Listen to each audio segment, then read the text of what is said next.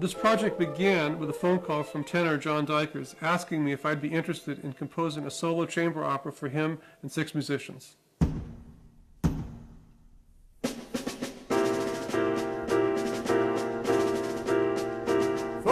left hand holds the staff.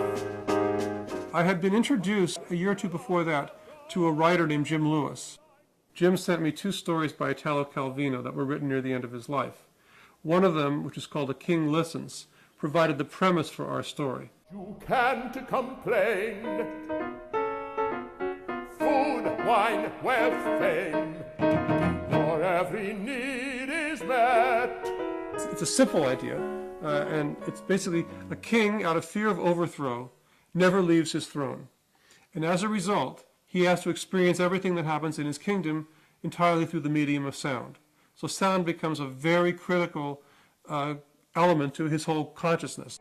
Basically, sound confirms that everything is happening as he ordered it, the sounds of the palace, the daily routines. And if a sound is a surprise, a sound that comes that is not expected, then he has to decide, is it just pigeons in the rafters, in the eaves, or is it potentially incipient rebellion?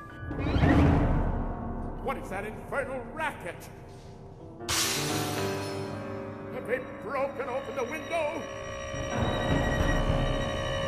Are they knocking down the palace walls? Oh, what is this clamor inside your head? The set designer, who was Alex Nichols, came up with the idea for a set. Well, he's basically, he realized he's basically imprisoned. Now, he's imprisoned by his own fear, by his own paranoia, but let's find some way to physically manifest the idea of imprisonment, but at the same time, not make it so overt that it couldn't also be seen as protection.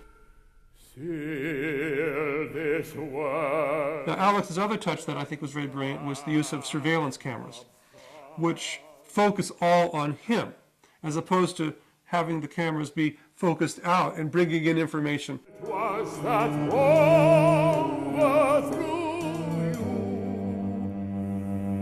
We had a very modest budget, and yet by being able to use projection, we were able to create a much larger canvas on stage.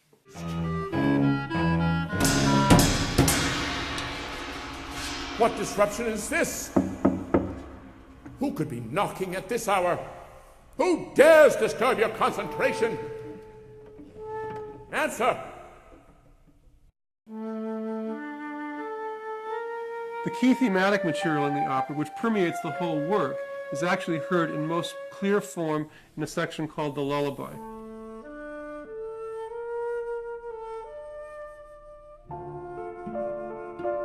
He hears a voice, a woman singing outside his palace, and he's seduced by the sound, and he sort of becomes obsessed with this voice. What sound is this?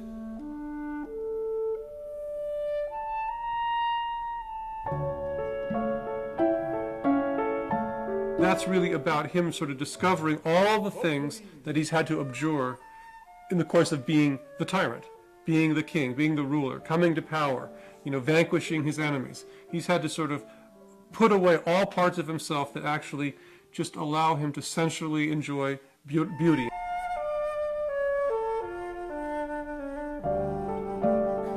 Innocent.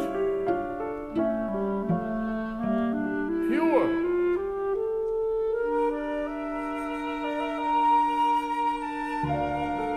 A girl singing.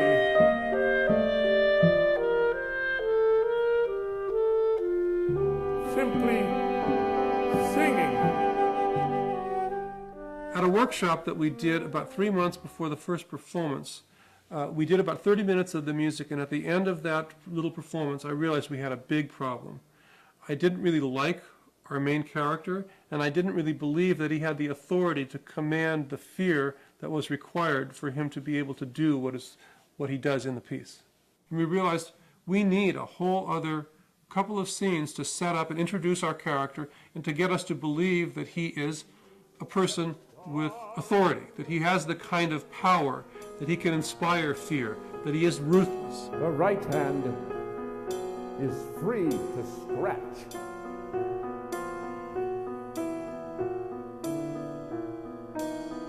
or crush the life of an enemy.